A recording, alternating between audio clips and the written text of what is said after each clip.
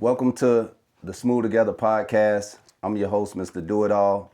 Alongside of me is the one and only Tim Nela. What's up, man? What's up, man? It's an honor to have you here, you know. So yeah, we gonna just dive right into it, man. I don't know if y'all could see, but he is wearing the belt. You know, he is the new champion around here, you know. So he just won that thing.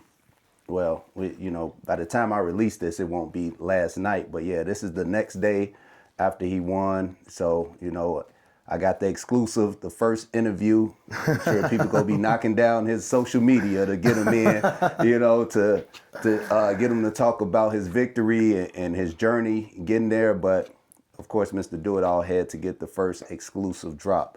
So yeah, man, Tim Nela, man, tell us about the journey, first of all, of what it took to even prepare to be a champ. Well, so to be a champ, it's an everyday thing. You know what I mean? Because even now, I just posted something on social media where I said, just because you're the champ doesn't mean the work stops. The job's still not finished. So like the preparation to become a champ, you literally have to operate as if you already are a champion. So like in this world right here for me, so like what people don't know, I've been a diehard pro wrestling fan since I was a kid. You know what I'm saying? I got an older brother. We used to do the moves all the time at the house. Like, I love this. And we used to do a podcast, Stationary Astronaut podcast. This is like, at this point in time right now, this was 8 years ago. Yeah. 2017. Yeah, no, I remember that. You remember that, right? I think I came through one of the... You did come, yeah, we had you as a guest, right? Yeah. So think about this. Ace, who is the ring announcer now for Madhouse Wrestling, we used to always joke about, I'm gonna become a pro wrestler, me, and he's gonna be my manager. We joked and talked about this. Right. The worst part about it is, where I hope people are listening to this part real quick, age always scares me, because right now I'm 37. Right. So you talk about 8 years ago, when I really wanted to pursue this, I was 29. And you know what I was telling myself at 29? I'm too old to be doing this. Right. So then I didn't do it. Right. But then now, this was my fifth match on Saturday. I've had 5 matches, and now I'm the Mayhem Champion. It's crazy. Crazy, man. Crazy, man. An official congratulations. I know I told you that already, but congratulations on winning, man. That's a big accomplishment, man. To go from just, as a child, doing it in the house, playing with your siblings, cousins, friends, whoever, to actually pursuing it as a, profession, because you're a professional with it, I was just telling Vaso, I'm like, yeah, he's a professional wrestler. He was like, wait, what? I was like, yeah. So I had to show him the clips, and he was like, wow. So yeah, that's impressive, man. Nah, I appreciate that, and that's where, like, with Vaso too, like him just seeing that, like this, it's real life. You know what I mean? Like, you truly can accomplish anything you want to accomplish. And like, the night of the match, Saturday night, what happened was my biggest critics were in attendance, right? Like, the Twans, the Shumps, and like the Tones, right? Right, for sure. It'd be just like if you was there, you know what I mean? Like, we'll talk about it later. We did a play together. We shared a stage together. Like, you would tell me and vice versa if something was wrong, right? So like, if you was off. If you was off. So like, when your people who are constantly critiquing you in a form of love, for sure, look at you and go, hey man, I ain't gonna lie to you. You killed that. Right. You at that point in time right there, but the thing is though too, like, and I have to elaborate on this. For the last 5 weeks, when I haven't told anybody really, unless you're like in the inner circle, I've been driving to Iowa 3.5 hours every Tuesday. It's a place called Monroe, Iowa. That's where the Madhouse School is. It's a new school. And I've been doing essentially 2-on-1 training. There was 2 trainers, they're both wrestlers. And both these men are 10 years younger than me. And they wrestled on Saturday night as well. So I've been training for 3 hours. So I leave town probably like 11 a.m. Yeah. Get there about 2 something. Class from 3 to 6 p.m. Then I go to Casey's. And I eat terribly. I get the Casey's pizza and I get I get my energy drinks, because I'm not really a driver like that. Then I drive back and I get back to the crib at 10 p.m. Shout out to Casey's Pizza, by the way. If you know, you know. Dog, it's gotta be the best pizza out there. If you know, you know. If you know, you know. But no, so all of a sudden I get back to the crib by 10 p.m. and then you know what happens? Crash out, wake up at 4 a.m., do it all over again. Right. You know what I'm saying? So like, it wasn't one of those things where it just happened. You know what I mean? Because everybody wants to make it seem like things just happen. But I had to train. I mean, for the last 5 weeks, man, it wasn't easy. Yeah. Because like, it's an art. Nah, it's an art. I'm pretty sure it is, man. It's a lot. It's a lot that goes into it. It's a lot that goes. It's a lot of mental strain and physical strain on your body. You know, when you jumping around, I seen them going off the top rope. Man, we used to joke. We used to joke about this stuff as kids. You know, we'd be on our dresser, coming off our dressers onto the bed, off the top ropes. Hey, like all of that, man. No, so that's crazy that you're doing it right now, man. At your age too, and not letting Father Time or anything else stop you from doing that. I'm telling you, man. I had one of my childhood friends that we was in first grade together. He was like, man, like you was really saying Tim Nela at 8 years old doing these moves. Yeah. And he's like looking at it now in real time going like because you can manifest it. Yeah. You know what I'm saying? But that Father Time thing is real. But also I truly believe all that stuff is mental because a part of me also goes like, I feel like I'm in better shape now than I was 10 years ago. If I would have did this 10 years ago, I wouldn't be at the level I'm at right now. Just due to the fact of maturity. And I feel like I wouldn't have been able to take it as serious as I'm taking it now. Right. You know what I'm saying? And that's a good point. And we're gonna segue right into the dedication and the hard work and the discipline that it takes to become a champion and just to live life every day getting after it, you know? So like, tell us about your discipline and how that plays a part and who Tim Nela is today. The hard thing too is like you just when you become like a caricature of yourself or you embody this person that people view, and so like you create this person, right? But the persona. Yep. But you have to live up to it. And that's where the discipline comes because like the thing is what people don't know or people don't see, I get up every morning at either 3:30 or 4 a.m. I do 100 push-ups, 100 crunches every morning. That's not nothing extreme. Hold up. Yeah. Let's back up. Did y'all hear that?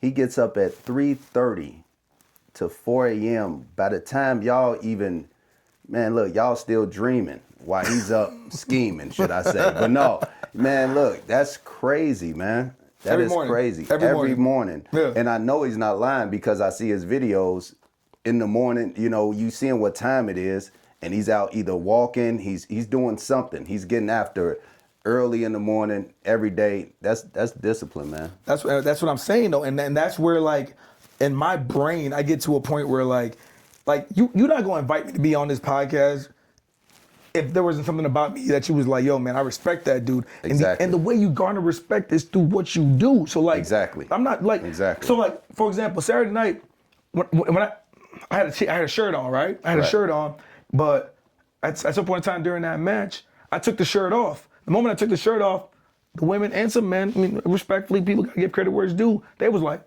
jaws dropped. You know what I mean? Because the thing is, they're like, damn. That's what you call pilling down. Pilling down. Yeah. But that's them 100 crunches. That's that cardio. Yeah. That's that working out. Yeah. These are all these things that like everybody says that they want something, but you actually have to go and get it. And the only way you're gonna be able to get it is through discipline. And like I'll show you right now. I got a cardio log on my phone. This cardio log stems back from 2018. You know what I'm saying? We about to hover up on the 7-year anniversary. And look, Knock, I'm telling you, this is from December 13th to 2018. I log my cardio every morning. That's crazy. This when you talk about discipline right here, like this is every morning. On Sundays, I step on a scale and I weigh myself. Now, weight is weight, but for me, like I know the things that I'm putting in my body dictates how I perform. For sure. You feel me? For sure. So like if I step on a scale and the number's a little bit higher than what I want it to be, I'm telling myself, well, clearly, you know what I'm saying? Like, you shouldn't have ate that, or you should have did that. Yeah. You know what I'm saying? Water consumption. These are all things that, like, in regards to discipline, like, it's not sexy, but it's got to be done. Yeah. No, I was gonna say you have to be almost a psycho to do it. Respectfully, you have to be because, like, you almost have to in a sense, be obsessed with it. Because if you just do it because you see somebody else doing it and you like, oh, I see Tim Nela, he working out every time, every day I see him. So I'm gonna try to start working out. Don't do it for somebody else or because you see somebody else doing it. If you're not doing it for yourself, if you're not looking yourself in the mirror saying, I have to make the change and I have to be more disciplined on my workouts, on my eating habits, what I put in my body, it's not gonna work. It's not gonna last, so just make sure whatever you're doing it for you, so then you know that it's gonna last. And I love how you said that though too, because like I'll be at the gym and there'll be people that they'll show up, let's say I'll get maybe like 2 weeks, and for that 2 weeks, they going hard in the gym. Like I'm the type where I'll walk on the treadmill on the incline, walking like a slow speed, because it's not a race, right? Right. And then I got somebody that's next to me. They show up. They out there. They got the treadmill on 10, sprinting, going hard, going crazy, right? And then, like I said, I give them 2 weeks. By that third week, they MIA. Because they burned out. They burned out because the thing with them was they were thinking that they were going to accomplish what they wanted to accomplish and then be done. And I'm looking at it going like it's cliche and we've all heard this, but like for me, it's a lifestyle. Yeah. It's legit a lifestyle. Like the thing with me is like when I put the clothes on and they fit right, that's what I do it for. Right. You know what I'm saying? When I take the shirt off, I look in the mirror, that's what I do it for. Right. When results and also longevity, and also like when I'm running around with my kid, I got a 4-year-old son. You know what I'm saying? Like shout out to him. My man, Big Drip Jello. When I'm with him, I know the things that I'm doing in the morning is what allows me to still have the energy to be able to do this. Most definitely. So yeah, so speaking of the youngster, let's dive into some. That boy handsome. Man. That boy handsome. I'm sorry. It is what it is. That boy handsome. He's your light-skinned twin, though. Dog, isn't it crazy? Yeah. I got him. I got a few light-skinned twins. I see you. So I know how it go. You got a daughter, bro. Like I want a daughter so bad, but I told myself I'm done having kids. I did. You're not. You're not done. I'm 37, dog. That don't mean nothing. You don't think so? No, that don't mean nothing, man. If it's in God's plan, it's gonna be in your hands. I know, man. But there's a part of me that just feels like I want to. It's gonna sound bad. I want to do it the right way. Yeah. You know what I'm saying? Like, yeah. and I know. But listen, I always say, man, it's better late than never. And it's never too late to actually obtain that thing that you thought you were supposed to have at a certain point in time in your life. You should know that out of all people to know it's about timing. But But like the thing is, like whether it's you or everybody else, like the respect y'all have for me, and I appreciate it. But there's a part of me also like I failed at marriage.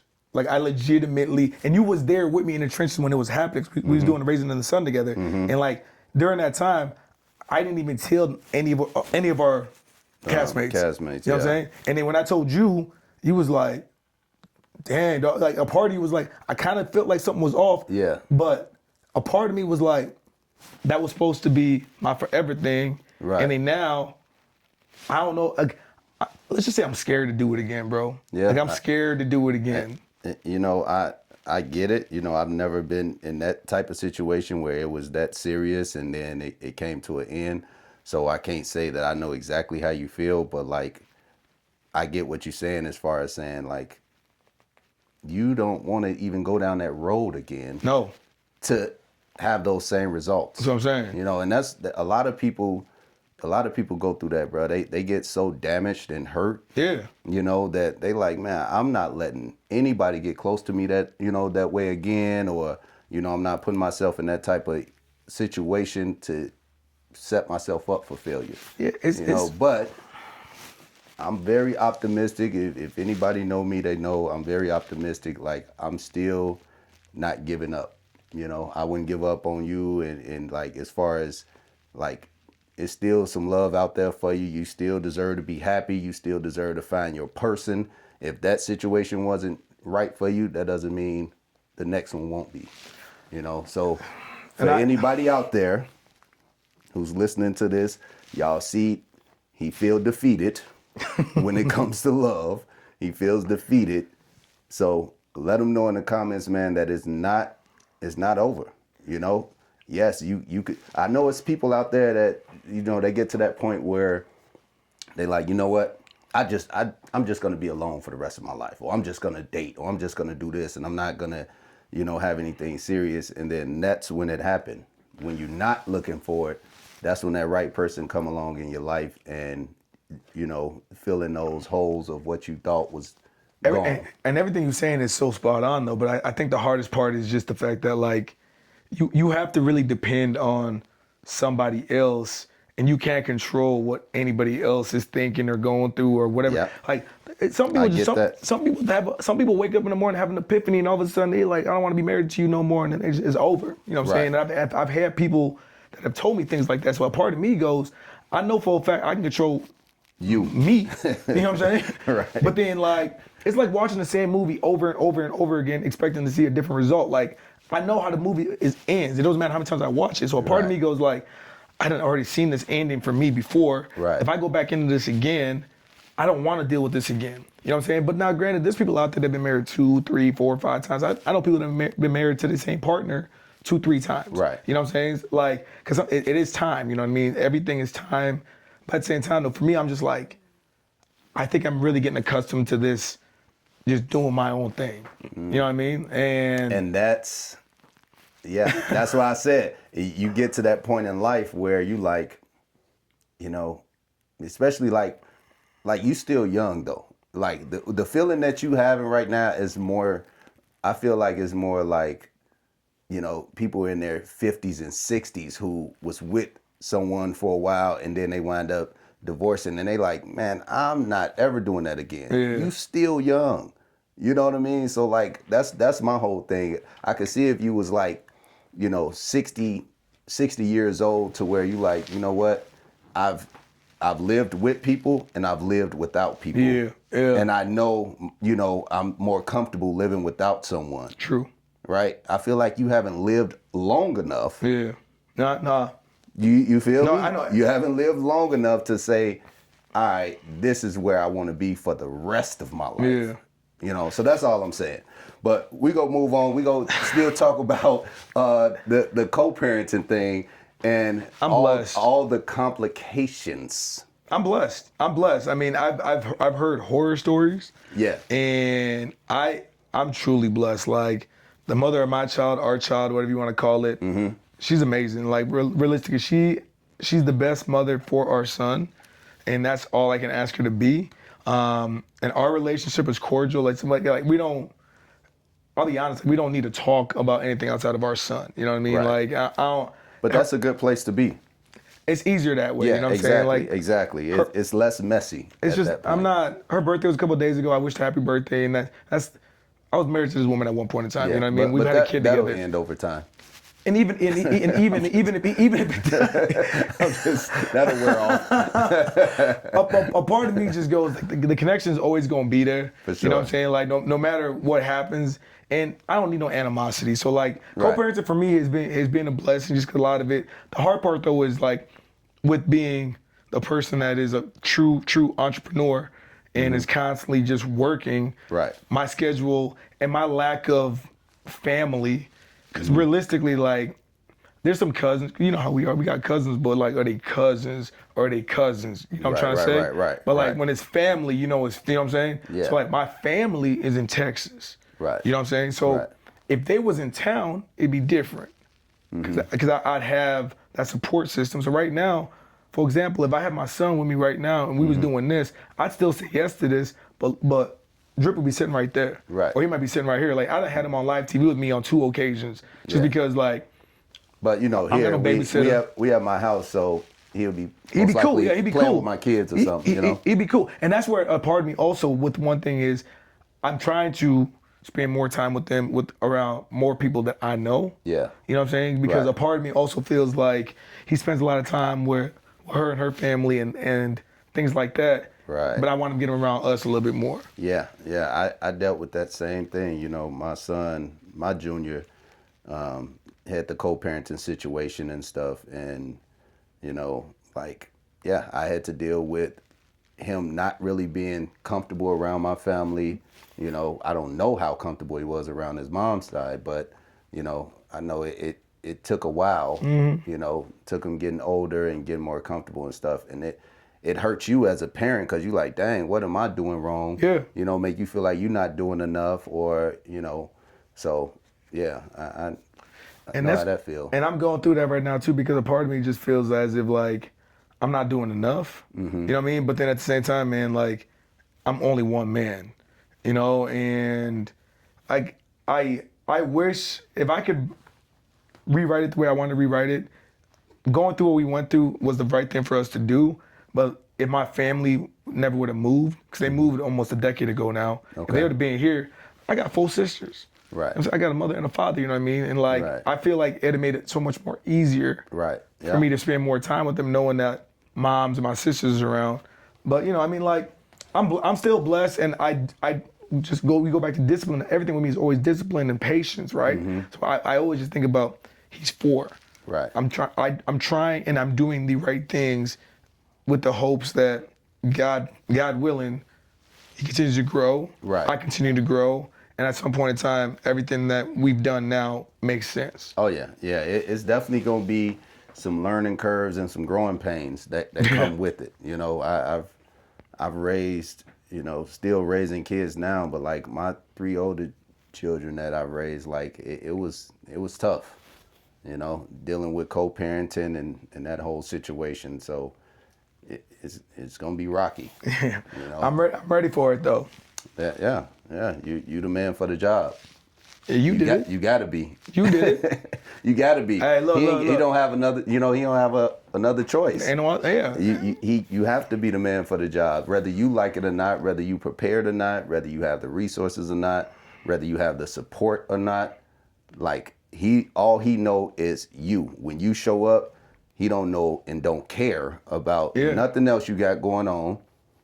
All he know is his daddy and See what you said right do. there? That's what validated the reason why I don't want to start another family, because now I'm at the point where I feel like I owe it to him to be there for him. Because the thing is, I don't want to get to the position where I start another family, have another child with somebody else, we try to restart all over, and all of a sudden he gets neglected, or he becomes the black sheep in a sense. You know what I'm saying? Or that stepchild. Yeah. It's not fair to him. You know what I mean? So that's another reason why, like, my brain goes, man, like at this point now, man. As crazy as it sounds, even though I openly will admit this, I wanted a daughter. Mm-hmm. You know what I'm saying? Because I'm accustomed to having sisters. Mm-hmm. But the fact that I got that son right off the bat, giving my father's name Arcangelo, so now my brain goes, I'm content with just it being him. With him, you know, the one that you leaving your legacy everything. with. His last name's Nela. You know what I'm saying? And my brain just goes, you know, if he were to have kids, who knows? The thing keeps going. Right. Right? But we'll see, man. Time will tell, you know what I'm saying? Time will tell, you know, but back on the whole sibling thing, though, you know, him being the only child. I know. As of right now. But then you got to look at, okay, now what if she remarries and have more kids? I'm the biggest fan for that one right now. You know, now it's like, you know, it can be where it causes a more of a disconnect. Well, see, and that's. But then another kid could bring y'all closer too. I'm just saying. A part of me feels exactly what you just said right there, where I'm rooting for her to have another child with somebody else and have this family that she wants, right? Mm-hmm. Because I feel like that's gonna give me the opportunity now to be able to be a bigger factor in our son's life, right? Because I just feel like. When you got an infant, you gonna give that infant a lot more attention, right? I mean, as you should. Yeah. And I just feel like now you're at the point where you're mentally probably thinking like, even though me and him may be cordial, like you said, time will tell. Mm-hmm. This person right here now is my new husband, we have a child together. Mm-hmm. This is our family. Yep. And so then that child, our son, becomes the one that's put to the side. And that's where I'm like, hey, you know what? I'm here. No, you know better than I do. Trust me. It don't go like that? Trust me. See, I'm bad in this field. I thought all of that. Okay, see. Trust me. I said, look, I used to be the same way. I used to be like, please, go have another kid. You know, I'm like, please, would you please go have another kid? That's me right now. Let me get my son. Yeah. You know, let me get my daughter. Like, that's how I was. You know, and it didn't work out that way. It was still because at the end of the day, that whatever that child is won't be your child. Yeah. See what I'm saying? Yeah. The effect that you have is a whole nother realm of privilege or whatever it is. I'm back to back to square drum one. I'm telling you, bro. Okay. Listen, I thought of that. I've been there. I even suggested it. I requested it. I did it. I did everything that I could. You just shut down my idea now. I thought I was bulletproof with this one. I did everything I could to say, hey, look, just give them to me. You go on, you good.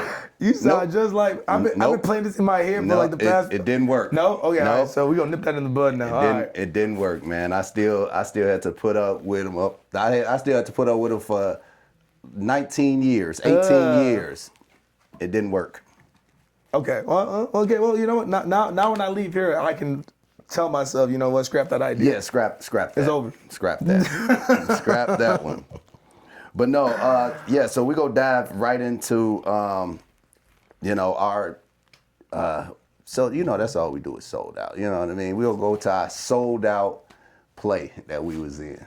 Ain't that crazy? Sold out every week. It was the highest grossing play in that theater's history. Yeah. A Raisin in the Sun. It was a Raisin majority. in the Sun. Shout out to all Shay, E.G. Shout out to our whole cast. Nicole, Michelle. We did our Ezra, thing on that. yeah. And we were supposed to, now that I think about it, we was all supposed to come together and do a little podcast, We still can now. Look. Yeah, that's true. Look. That's true. Look, hey, that's true. It takes time. I created the platform, y'all. How crazy would that be, though? I cut you off. How crazy would that be? Like, if we brought Ezra, Michelle, Nicole, E.G., Shay. Yeah. We can do it now. Yeah, we can. You set it up. We can do it, and I'm all for it. So if y'all watch this, just know we still need, because that's Rochester history right there. Whether people accept it or not, that was something that was, for one, it was a historic play already, and for us to be able to deliver that, granted, my part wasn't that big. Hold on. My part wasn't that big. No. But, of course, the award goes to this man right here for going crazy and losing his voice and remembering all them dang lines, man. There was moments in time. All them lines. Even the scenes we would do, the scene was just like this. It was a sofa. Yeah. We sat just like this, like in a sofa, right? Yeah. I'm looking at I don't even know what my lines are, fam. I'm looking at you because this play really, we was really, locked in, fam. though. We was locked. That play legitimately changed my life. You know why? Yeah. Because during that time, that was when I was still doing Med City Freeze football. Yep. Remember that? I remember that. Yep. Because we had your boy come through there. Oh boy. Yeah. What's the big dude name? Jarvis. Yeah. Jarvis was a young dude that I asked him to be a part of the play, and he pulled up and he did it. Yeah. There was a couple times he couldn't be there because we had games. Yep. And so I'm running this Med City Freeze football. He did his thing, right? Yeah. But check this out. So then we got Med City Freeze football. Yeah. During that time, that's when I was going through my divorce. So I joke about this now. Yeah.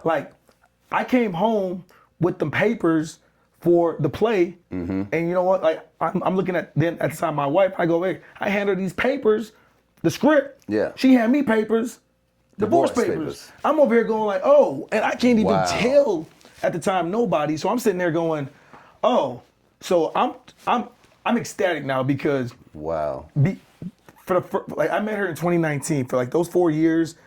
Between 2019, 2023, I kind of fell back. You know what I'm saying? We had to deal with COVID, so we put Freeze football on pause. Right. I haven't done theater in almost over a decade. Right. And I got to a point where we built a house, had a child, Yeah. did all those things. Yeah, the family thing. So I went sober for a year and a half. I Yeah. wasn't drinking. I stopped drinking for a year and a half. So I was doing all these things. Went to Europe. The list goes on, right? Right.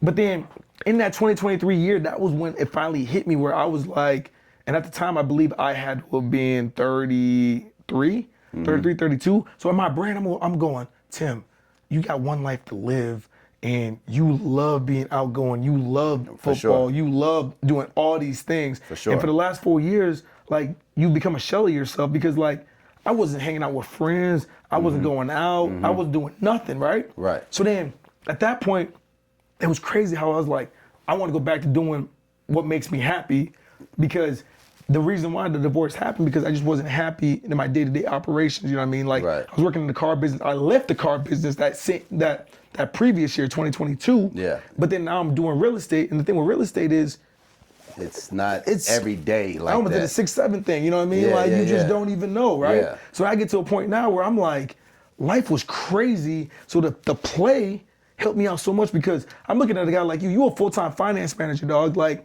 you talk about, you had lines, like you had a big role. Everybody knows, and you killed it. This Prometheus, this boy was cold. But look, like you leaving work after working 12 plus hours, Yeah. and then you go in there and then we doing lines, man. Yeah. We reading lines, dog. Like we had to learn so many lines in a short period of time. Yeah. And it got to a point where you had to come to Jesus moment where you're like, yo, Tim, man, like this thing is not gonna go unless you go and go in. Yeah, because how many times I want to quit? How many times I want to quit? I said you have to lock in, bruh. He did. You have to. Like, you have to bottle up all of the stuff that you going through right now and put it into this play. And I did. And you did. And I did. And I know they felt it. Yeah. You know what I mean? The crowd felt it, bro, because hands down, man, it was one of the best plays. You know, I haven't even been to many plays, but like to know that I was a part of one of the best plays that I've ever seen or been a part of. Hands down. Crazy. I mean, people said that we could have did that play Broadway, New York. So many people. Still, so many people were saying, y'all need to take this on the road. For real. Like, and it wasn't even no, let's stroke their ego because, you know, we know them. Like, these was random people. These was actual spectators in the crowd coming up to us saying, what else have you done? A lot of people didn't even know that was my first play ever. What? If I've been in a play as a kid, I don't remember. That Hold was on, my that was your first? That was my first play And you had a ever. speaking role and everything. Speaking role and everything. Like, I dove right on in. Cause you, bro, I don't know how you, but maybe because your music background. Yeah. So just so you know, cause you saw me come in there and like barely even, you know. I know. I came in with my lines already in my head. It was impressive. I come straight in. Okay, what do I need to? All right, they like stand here, do this, do that, and I'm like, you know, I'm spilling off the lines and stuff, and they looking at me like, hey, I'm looking at you like, I'm like, hold on, man. Like, can we switch? You know what I'm saying? You want to be Walter Lee? I'm telling you, man. But it was so, man. It was just, it was a beautiful feeling. Like, it felt so good to be back there, being in that role. You know, just kind of having an out of body experience almost. You know? I never told you this though, but like, you being that smooth and just that like cool with it helped me out so much. Helped you to try to like so much get through it. Yeah, because it's I this is how I operate. If somebody can do something, I can do it. Yes, sir. That's just how I Yes, like, sir. If there's anything out there that's been done, that means you can do it. It means I can do it. It's proven. It's proven that a man or a woman can do it. Can do it. It's been done. So I'm sitting in the same room with you. I'm sitting here watching you do this. I'm over here going like, hold on. I mean, like, I'm not gonna go into details. I'm not gonna say he's smarter or dumber. The list goes, but I'm over here going like, I can do this too. Right. You know what I mean? And legitimately, they got to a point where like, that's why when we was chopping it up, because like, quitting is an option, but quitting's not an option. Right. You know what I'm saying? That's why you looked at me. I was like, you ain't even. I blew right past that. Like, man, I know you not talking about no quitting. We too deep in this. We done had. I'm going to shut that down. Shut that down quick, man. We too deep in it right now. You better not quit on me right now. I'm happy I didn't, because like, yeah, man. It got to a point where, cause like I said, there was a show one time. I get there early. I'm reading my lines. I'm writing an offer on a crib. I'm writing this offer. I submit the offer before we go on stage. And right before we go on stage, I get the call that the offer got accepted. You know what I'm saying? Because like real estate life. So I'm over here like, I'm trying to get the money. I'm trying to worry about this football team. I'm trying to worry about going through this divorce, trying to sell the crib at the same time too. I remember You know what I'm saying? Yeah. And then like, that's why like when people would go to the show, they were like, oh, that man was passionate. Now, this is the first time I've actually openly talked about any of this. Right. So when people listen to this now, they're gonna be like, it all makes sense. I cried on stage and it wasn't fake crying. It wasn't theater Right. crying. Like I legitimately was crying because and that's what I wanted you to do. Yeah. I told you, I said, right now you have an opportunity. Did I not? I said, right now you have an opportunity to let it all out. yeah. To let it all out. Like you get to yell, you get to scream, you get to cry. Yeah. You get to do so many, you get to express so many emotions that, you would probably do at the crib. Yeah. Now you get to do it and impact some people. And we did. And people don't know Raisin in the Sun, like that I want to say it was based in the 50s or 60s. Don't. Yeah, I think it was 50s. We can fact check that one later. But like either way, 59 or we'll something say like 50s, right? Yeah. But it's still prevalent to today. Yeah. You know what I'm saying? So like my Yeah. character, your character, because you embodied your character, my character, he's an entrepreneur. You know what I'm saying? People probably didn't know what an entrepreneur was in the 60s, but they Right. were around. He was a hustler, man. was a hustler. Trying to get it by any means. Oh, so we gonna get this shit. Let me take this check. Let me go make this move right here. Yep. Let's make this turn into this. You know what I'm Yep. saying? And then the family was like, they small-minded thinkers or whatever it is. Cause like, I was my character. Right. You know what I mean? Right.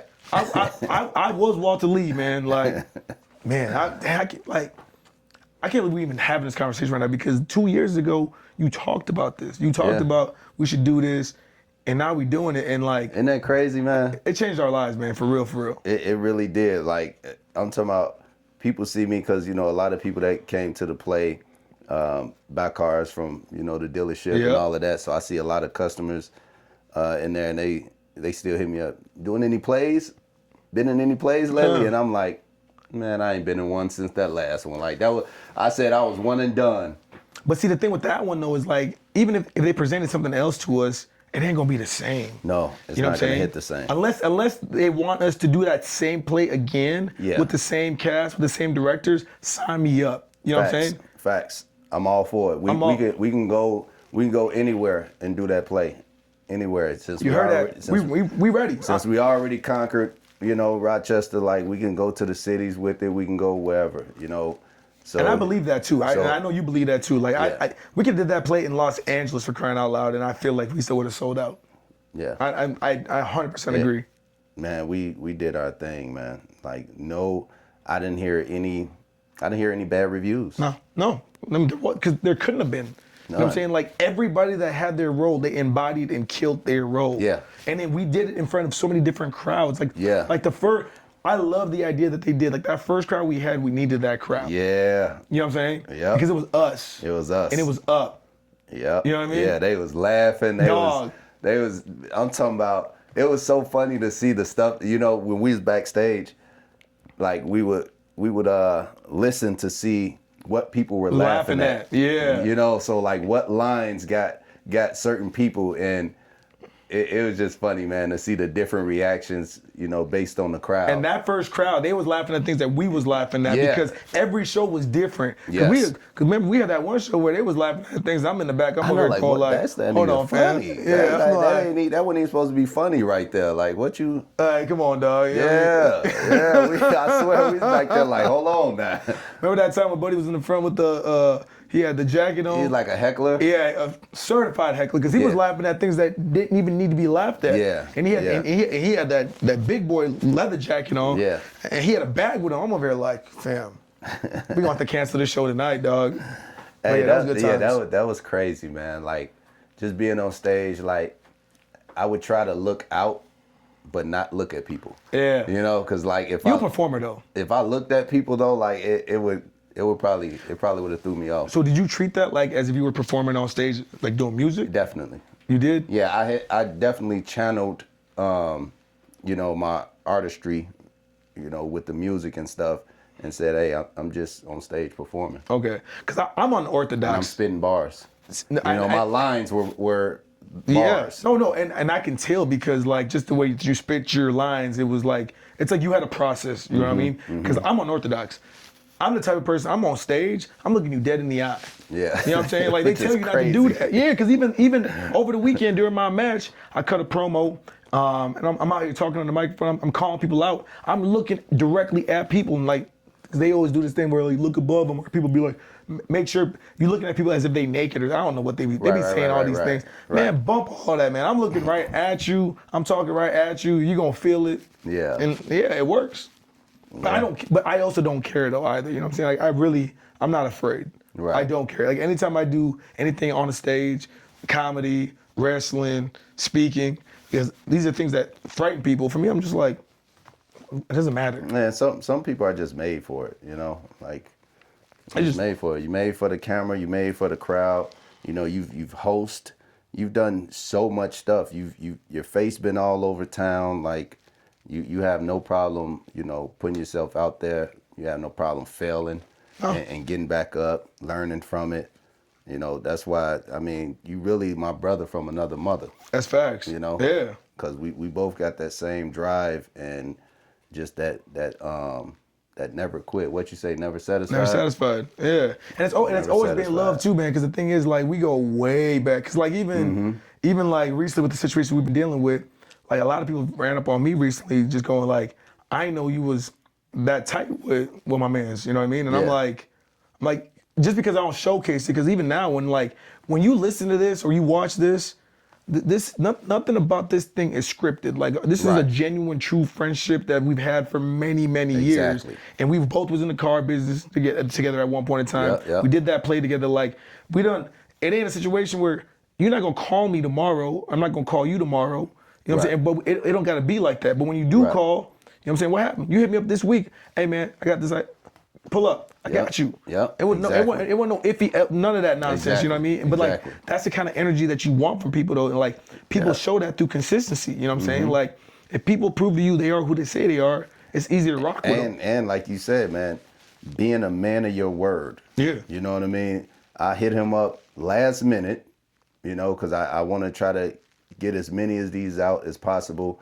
As y'all know, these is like some of my first interviews or podcasts, whatever. So like, I'm trying to just get as many out as possible. I'm trying to get the people that I know is about something, who are good people, who actually have a good testimony to put out here to the world, share a message, and, you know, and hopefully uplift someone and help them overcome whatever they going through, you know. So of course I had to have my dog Tim Nela come through and, you know, tell his story, especially after he just won. You know, he told me when I hit him up, he's like, yeah, I got the match. He's like, but bet I'll be there. He said, I'm gonna bring the belt. No lie, that's what he told me. Right? He said, I'm gonna bring the belt. If I would have lost, dog, I'm about to cancel all this. Man of my word on the show. Now I would have been like, yo, where that belt at? For real. He'd have to bring me some type of belt. But yeah, man. We here though. So yeah, I'm grateful, man, that everything happened the way it happened. You know, that you was available. Oh yeah. You know, because I get it. You know, we all busy, and you know, for him to But are we really though? You know what I'm saying? Like, that's where, like, when people say that, like, are we really? Because like, if this takes up an hour, 2 hours of your time or my time, it's okay. Well, I think the definition of being busy is not like, hey, I have to be over here, I have to be over there. It's just obligations. Yeah. You know what I mean? And priorities. So like, to be busy doesn't really mean like you just out here doing stuff. Like, no, I have priorities. So at this time, I'm busy. I'm occupied. Nope. You get what I'm saying? See, like, so like, I think, real quick, you and I can't relate to that thought process because we actually legitimately fill our schedules up and stay busy. Most people, they want to allot that time to be lazy. That's true. You know what I mean? Because like, if somebody's like, well, I can't make it at that time. And you're not doing anything. They're not doing nothing. Yeah. I'm the type that goes, okay, well, once I get done with this, like I said, I'm gonna sit in the sauna for 20, shower up, and then when I get to the crib, it's gonna be the nightcap to get ready for the weekend, for the week. You know what I'm saying? Right. Yeah. Productive. You know what I mean? It ain't. I don't even understand or know how to like just sit on the couch and just chill because like it doesn't bring me satisfaction. Unless it's like at the end of the night. Like I say nightcap all the time because at the end of the night, like unwinding. You know what I'm saying? For sure. And that's necessary though. Necessary. Read a book. Yeah, you gotta drink tea, whatever it is. You gotta recharge. We gotta recharge. You know, especially for somebody who is busy all the time, who's always up on the go. So like, you gotta recharge so you can be able to function for the next task. Correct. Yeah, I mean, because like right now, I already know I'm gonna go to bed at a reasonable time because I've been really trying to be big on sleep lately. Because like historically, I probably get like 4 or 5 hours of sleep historically. Now I'm trying to hover around. I ain't gonna say it. I'm just gonna say 7. If I say 6, we're gonna do this whole thing. But I'm trying to Don't get do like it. I know. Don't do it. I did it. You already did a little bit earlier. I know. We're not doing that on here. It's just you can't even escape it anymore. But Nope. I'm gonna try to hover around 7 hours. You know what I mean? Yeah. And for me, that's tough just because shutting off for 7 hours for me is hard. Because I'm always constantly thinking about what's next. Right. You know what I mean? Because like I joke with people, I go, my pillow looks at me like, yo, this man is crazy. You know what I'm saying? Because like it ain't no snooze, it ain't no extra, no. If there's an alarm, if the alarm goes up, I'm up. Right. You know what I mean? But then the moment I put my head on that pillow, It's over with. within a minute I'm KO'd. Yeah. Like, ain't nope. See, and that's good. My problem is I can have the longest day ever. If my body don't shut down by itself, I don't shut it down. Like I could work a 12-hour shift, get off, cut some heads, spend time with the family, and then after the family is asleep, I'm still up doing something. I can relate to You that. know what I mean? And then like once I get to that point where it's like, okay, all right, I'm done doing what I'm doing. I'm gonna go lay down.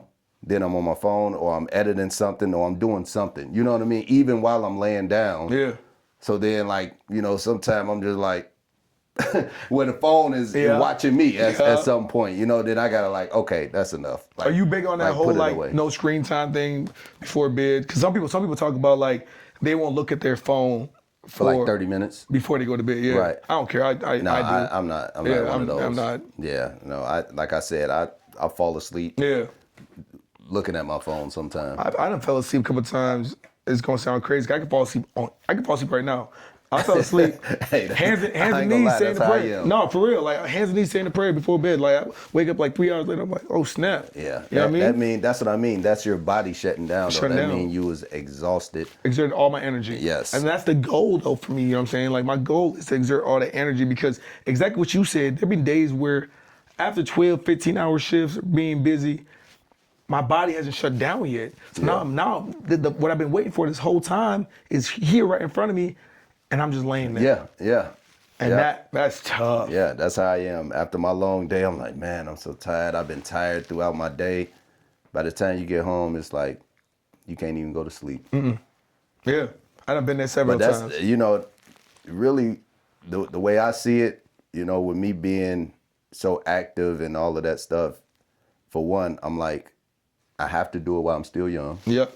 You get what I'm saying? Yeah, because I already know. It's gonna come a time where I'm gonna wish I can get up and do a third of whatever the heck I'm doing out here right now, and I'm not gonna be able to. So while I'm able to, I'm making sure that I'm doing as much as I can, just so no days, no minutes, no seconds are wasted. No. So, and then I always say, I'll sleep when I die. You and me both. Yeah.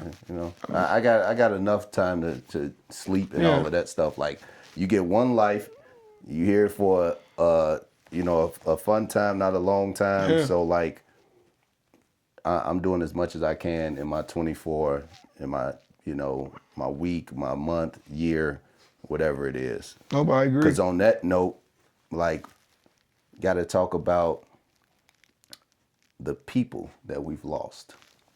Because like this past year, this 2025 year, I'm so ready for it to be done. Yeah. Is as good as it's been just as bad. Yeah. Like I've lost so many people. I'm sorry to hear that too, man. Because so many people, and I know like part of the way I go about my day and being busy is to try to take my mind off of it, because if I really sat back and let it consume me, bro, I would be in a great depression, for real. Like, and it'd be justified. The people that know me and know the stuff that's been going on, and the people I've lost, my family's lost, my friends have lost, like they know it would be justified. But at the same time, you know, we given the opportunity every day to still be here, to still make a difference, to still, you know, care for our families, to still raise our children and all of that. And it wouldn't be fair to them, you know, for me to, you know, just crawl up in a hole and hide from the world, you know. So And that's where, elaborating on what you said, and that's the only thing that allows me to deal with this is exactly what you said there, where crawling into a hole and disappearing isn't gonna change anything or help anything. And then I go to this shift where if so and so had the opportunity to still be here, right, they'd be out there getting it. yeah, Like, the only difference between me and them right now is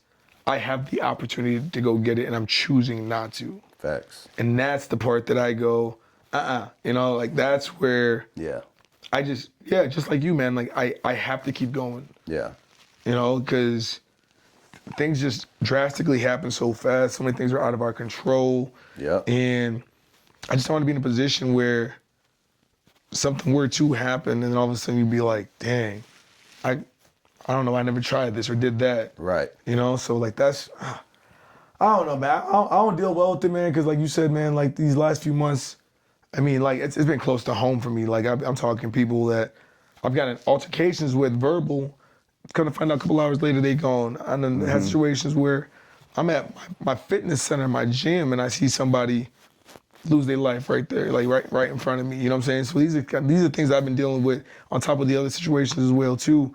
And I have family members back home in Africa that lost their lives. So it's just like, but it's inevitable, right? It's inevitable. Yeah. And it's the one true thing out there that is 100% guaranteed. It's just a matter of 100%. when. I mean, it's undefeated. You know what I mean? Yeah. It's every battle it's been up against, it wins. Even if it loses, you get a brief scare. yeah, It's gonna happen. So like, if you just understand that, which is not easy to do, but for me, I'm just like this belt right now, man. For some people, it may be corny, it may be goofy, whatever you want to say, but like for me, it's like this defines something right now. You know what I'm saying? Like this thing called life, man. Like you get to a point where we weren't around in the old days of the Thomas Edisons, things like that. Those people that created these amazing things, but like I can be like, I was fortunate and blessed enough to be alive during the same time as Nike. You know what I'm saying? Because that person did things that inspired and motivated me, that allowed me to bring that stuff back to my family, my kids, my cousins, the list goes on. Right. And it's inspired them to become better people. You know what I'm saying? That's Yes, where sir. like, I feel like with what you're doing right now with this is so dope because like you're allowing people to come into your environment and you're essentially taking a back seat to them. For sure. Because you really, it ain't got nothing to do with you, it's about them. exactly, But that's Exactly. remarkable though, because that's you telling somebody that you appreciate them. exactly. You know what I mean? Exactly, and just for those who don't know, if y'all made it all the way to the end of this thing, but like for those who don't know what this is about, this podcast is about shining a light on whoever is out here getting people smooth together. It can be whatever you're doing. It can be photography. It can be fashion. It can be flipping burgers. Like whatever it is, if you're doing a service for someone, make sure you're doing it well, with some conviction and some passion, right? And with some purpose. And that's how you get people smooth together. You don't get people smooth together by just doing something for them. It's the meaning and the love behind it and the passion behind it is how you get them smooth together. Just so people are, not misconstruing what it means. It's not just, oh yeah, you did this. Like, no. How did you do it? Did you just put them together or did you get them smooth together? Like what are we talking about here? So I just wanted to make sure people understand, what this is about, because like I said, I'm just trying to shine a light on any and everybody. Like everybody have, everybody have a journey, right? Everybody on their own journey. Everybody is getting to places at their own time. and all of that stuff. So like wherever you are in your life, you know, you could, you know, still be writing your book and all of that, you know, but talk about your journey from where it is, you know, to where you are now, where you came from, because I know if you've been living on this earth anything over even 15 years now, because these youngsters out here been through some stuff. Yeah. You know, so even the youngsters have been through some stuff, you know, especially if you experienced COVID. Yeah. You know, as a teen or whatever it is, like that's something different. That's something that us as teens never experienced. You know, so that in itself is a whole story. Crazy. That, you know, I want to have someone shine a light on and say, man, how was it, you know, not being able to go to high school your freshman year, right? You gotta do high school from home. You didn't go to high school, you didn't go inside of a school until like 10th grade or something, you know, like crazy stuff, you know, that we never experienced. Yeah. But there's some kids out here right now today that's like, that's just their norm. Like a virtual graduation and all that stuff. Yeah, virtual graduations and and, you know, like social distancing. Having babies and you can't even have your family come see the baby. Having loved ones in the hospital, you can't even go say your last words to them. We had a COVID baby. Essentially, he was born in 2021. You too? 2020. 2020. Oh, so you was in the heart of it. Yeah. So like the whole information, like you could have two guests and the father is one of the two guests. Yeah. I'm over here going, huh? You know what I mean? So then like, yeah. Like her father was guest number 2. Like we couldn't have nobody else because I was 1 and he was 2. I'm over here going, but I'm the father. Yeah. Right? Yeah, and they don't care at all. And when it was time, when we was having ours, like when it was time to have the baby, like you go in there and you have to like stay in there, like you have to bring an overnight bag, because once you go in there, you can't leave. Oh no! Yeah, that's how it was. That's how it was in 2020. So like crazy stuff, man. You know, crazy stuff. We don't come along, and that's only 5 years ago too. Yeah, that's crazy to think. Damn, time flies. That time went by quick. And hopefully this time went by quick. Hopefully y'all made it to the end of this video.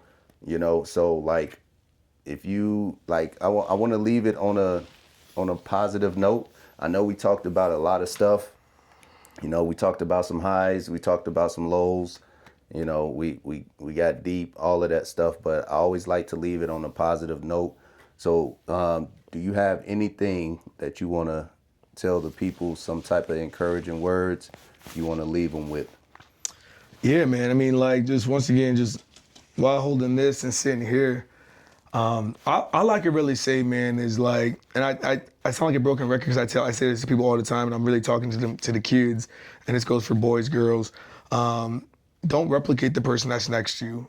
Be yourself. And I don't think people really understand what that message is, but the same people that you sit in high school with right now, let's say you a freshman, if you want to emulate and replicate and be like that person, when you blink and 4 years passes, and let's say they go off to college and you didn't have a plan, or let's say you go off to college but that really wasn't your plan, or let's say whatever happens, like the moment you leave high school, reality sets in and things get real and you got to figure these things out. Mm-hmm. And then it transitions into the real world, and in the real world, there's no handouts. Ain't nobody gonna give you nothing. And even if they give you something, don't trust it. It's risky.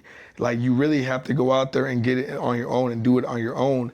And in the world of social media, we can get really caught up in like wanting to portray this image and wanting to like let people know that we're this person that we say that we are, but we're really not that person. And you try so hard to like be that person. But then again, it all goes back to the fact that when you was younger, you wanted to be like everybody else. You never really established what your identity was, or who you were gonna be, or who you are as a person. So then now for the rest of your life, now you're just playing this game trying to figure yourself out. Mm-hmm. So my message every time is just, you ultimately just have to be you and do you and keep moving forward every single time. I like that. I like that. Be you. Be you. Nobody can be you better than you. Remember that. You know, and whatever you do out here, get them smooth together. Hey. That's it, man. Appreciate Thank y'all you. for watching. We out.